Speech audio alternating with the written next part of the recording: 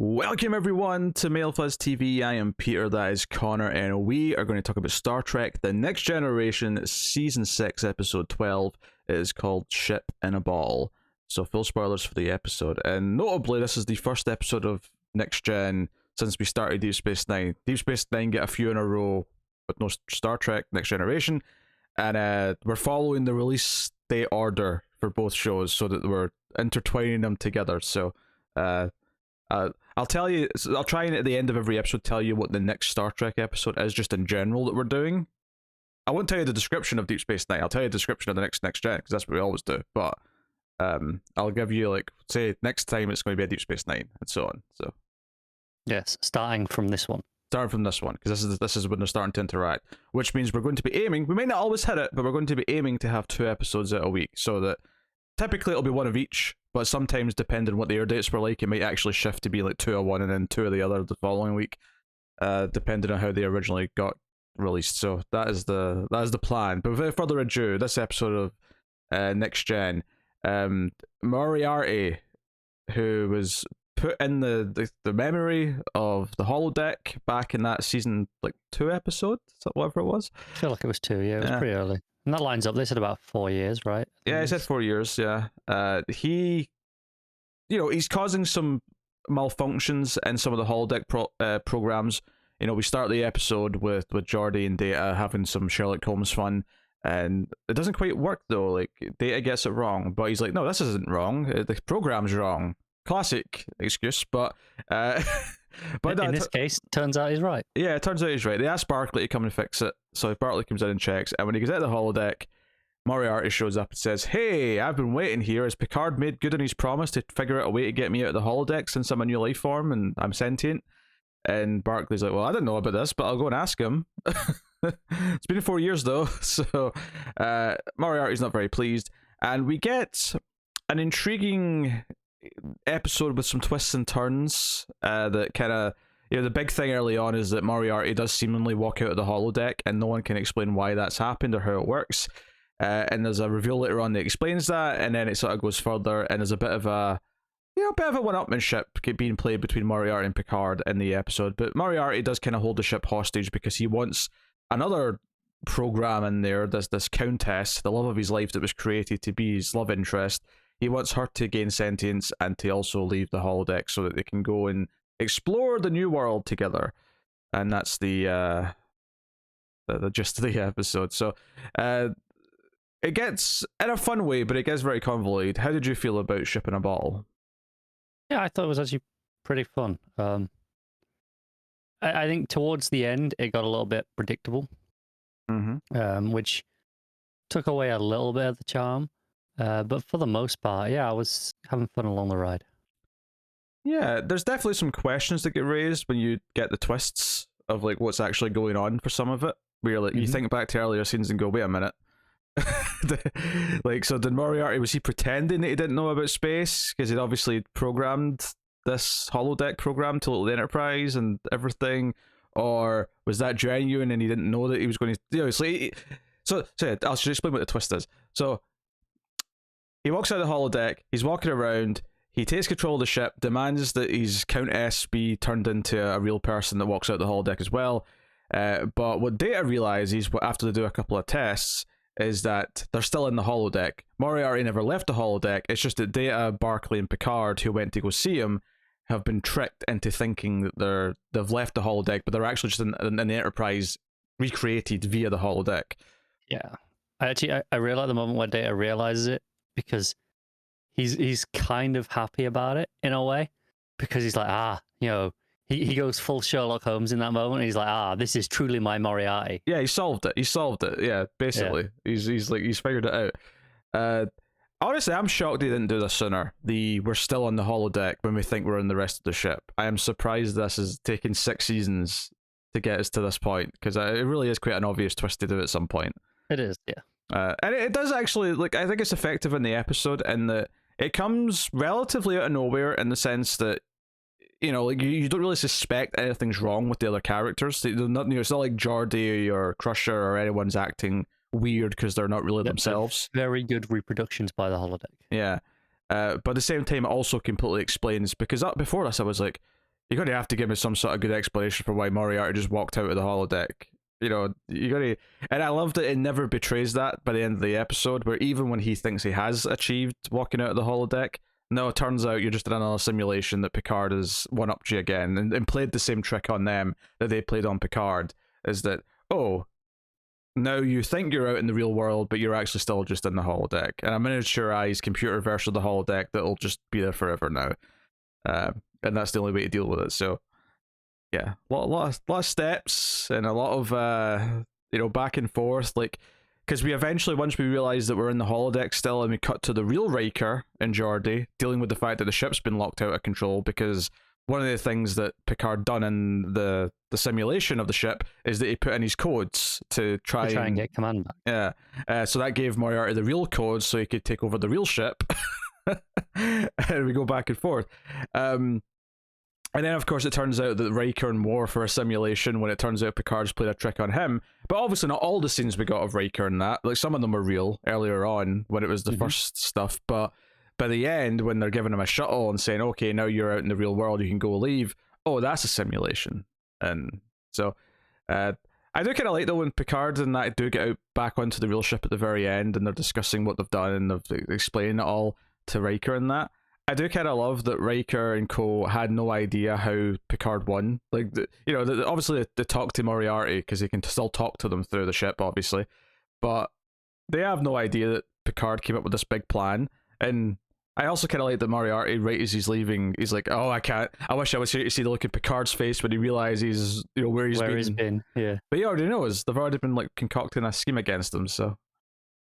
And this is the sort of thing as well that I'm sure we don't revisit this anymore, but I would love one day to just to revisit that Moriarty when years down the line, when he realizes that he is still in the program and he goes full villain, like typical Moriarty almost. Because this here is very sympathetic. Yes, he does some villainous things. He takes control of the ship, but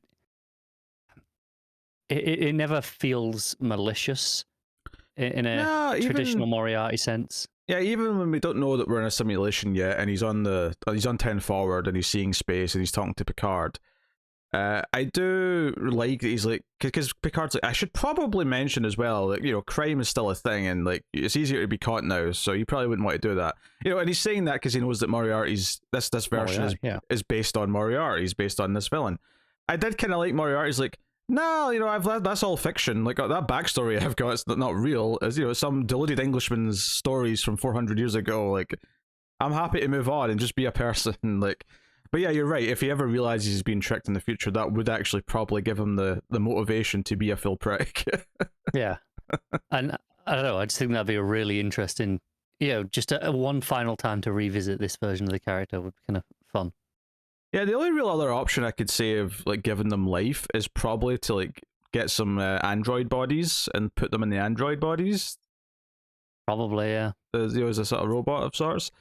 In fact, I'm surprised that's not a plot line, but it doesn't try to take over Data's body. Like, oh, it's a computerized body. I can take that one. Maybe you combine those two ideas as your third one. Yeah. Yeah, so there's some potential. I mean, this is season 6, so I don't expect we're going to revisit Moriarty again, but no, I don't either. But if they ever were to, I do think it would be quite fun. There's probably a book been written about it. Let's be honest. There was some stuff I was questioning that I kind of like as it played on, that it was kind of an intentional defect, as it were. Whereas Moriarty wants this countess. He wants her to be real, so he has a loved one. It's very Bride of Frankenstein-esque. I don't want to be alone. I want someone who's like me. Yada yada. And I was sort of questioning, like, well, yeah, but you only love her because like she was written as your love interest. It's not a real connection. But he addresses that. He does address that and says he'd have fell for it anyway. But I was still kind of looking at it and going, yeah, but like if anything, I would expect he'd want to reject the ones that's been written for him. He'd want to like something real. But I think what I appreciate is that him falling for this ruse at the end proves that he's more sentient than anything else in the holodeck, but he's still got some, he's still kind of a slave to his programming in a way. Like, he still loves her because he was supposed to love her. And this gave him the ending that he's been looking for, and it works in some way because he is still just a program, even if he is more self-aware than any other type.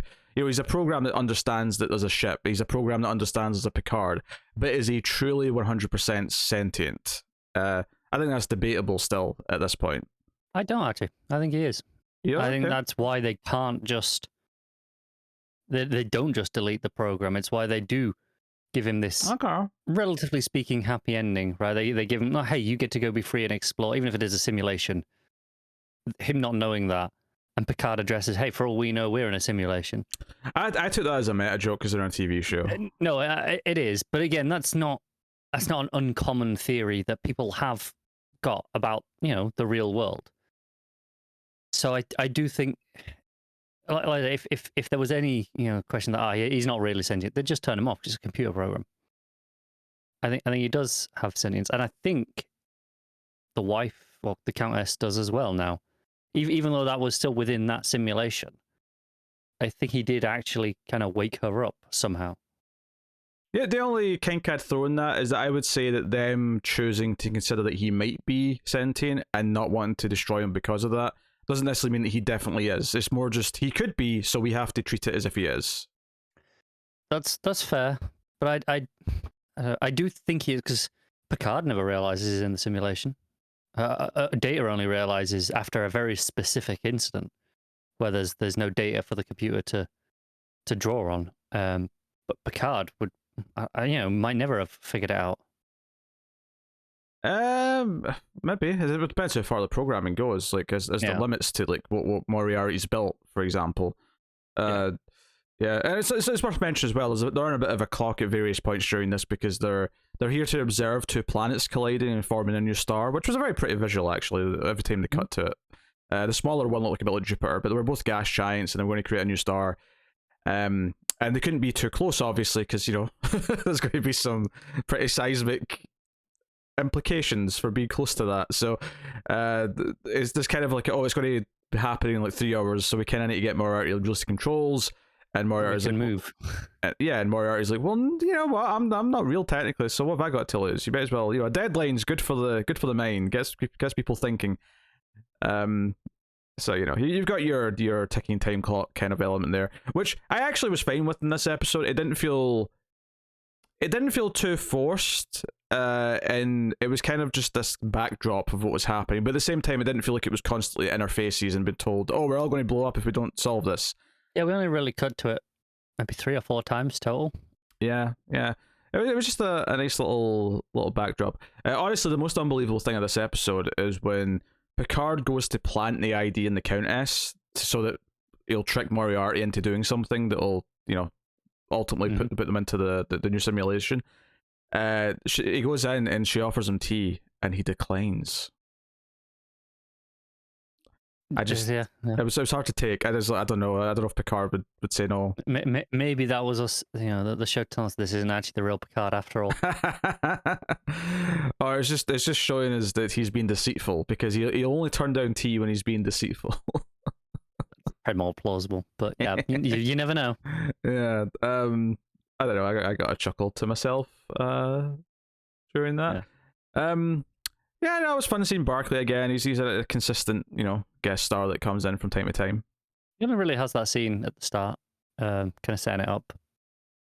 Even though he's in the simulation for a lot of it, he's not really involved. He's not a main character, but he's around. He's there setting up the pylons when he's talking to the Countess, and he's there at the end. Yeah. He's got that funny moment at the end where he just double checks to make sure they're not still in the simulation, which I took as a very Inception-y kind of, like, obviously Inception came much later, but that's what it reminded me of, is just checking, like, are we still in the dream? Just double checking. Like, yeah. I kind of appreciate that. I think this idea that this was kind of like a truer take. It's very science fiction take, but it was a truer take on Moriarty as a character in the sense that he's going to try and outthink everyone, and then the only way to beat him was to sort of outthink him in return. That was like it was like a very using Star Trek tropes of the transporter and the holodeck. There's no physical showdown or anything like that. So I really appreciate that because the first episode with him was fun, but it was very much like he even says in this episode he had a hostage. It was a slightly more general villain type way of dealing with the situation, whereas this was a bit more playing mind games. So yeah, it was. Despite Data not actually dressing like Sherlock Holmes for most of the episode, as compared to the first time. This definitely felt very Sherlock Holmesy in terms of the way it was structured. Yeah, they almost could have played into it a bit more if they wanted to. Like, I don't think I would have said it was forced if Data said, well, we're still technically fighting Moriarty, so I have to think like, and not necessarily put the costume on, but like, I have to sort of take lead as like Sherlock Holmes and be a detective here and try and outwit him because that's how we're going to beat him. Like, they could have played with that as once they realized they were in a simulation. It's like, oh, he's outwitted us because that's what Moriarty does. So, who outwits Moriarty? Sherlock Holmes. So, you know, they could have played with that a little bit. I guess they didn't want to make it too data focused as the episode went on. They wanted to keep it a bit more general and Picard centric, I guess. Yeah, it was a fine choice though. Like, I'm not annoyed that they didn't, but if they had done, like I say, it would have worked as well. It was just kind of more of an aesthetic choice than anything really. I think it would have been. Yeah. Yeah, Data further proves that he's in a simulation by noticing that Geordie's using the wrong hand. Because that was the Which first... is what triggers it at the start. Yeah, that was the first glitch, is that someone's supposed to be left-handed when they're right-handed, or vice versa. So, yeah. No, it was a fun episode. Notice Troy still wearing her official uniform. Does feel like that might just be it now. Yeah, Captain thingy for RoboCop. He did one good change. Put Troy in her proper uniform. She could stop slacking. Jellicoe. There you go, Jellicoe. Johnny Cox from RoboCop. That's the important thing. He is. I was thinking, what's the stupid cat song? And then I worked backwards from there. It's not Jellicoe though. It's Jellicoe. But yeah. Yes, that's why I worked backwards, because I was like, okay, I know it's not quite that, but once I get to that, I'm close enough. It's close, yes. Yeah. So I think like I say, it does get a little convoluted when you start thinking about when he was pretending certain things, or when are we seeing the real Riker and Worf versus when it's turned to simulation Riker and Worf. You know, there's a little bit of a mind trickery on the audience there with that, and that's okay. But it's it makes for a fun enough time. I have no real complaints. This felt like a really good cheap episode, you know, because all in the Enterprise, not a lot to do. You know, all in the two planets colliding. There wasn't really anything else to actually do from an effects point of view. I kind of appreciate that it was a very typical standalone Next Gen episode, because obviously just before we had this break where we started Deep Space Nine, there was quite a lot of thematic build up. It felt very serious for this season of Next Gen, whereas this feels a bit more typical, and it was kind of a nice, just a reminder of, hey, this is what the show is kind of really good at.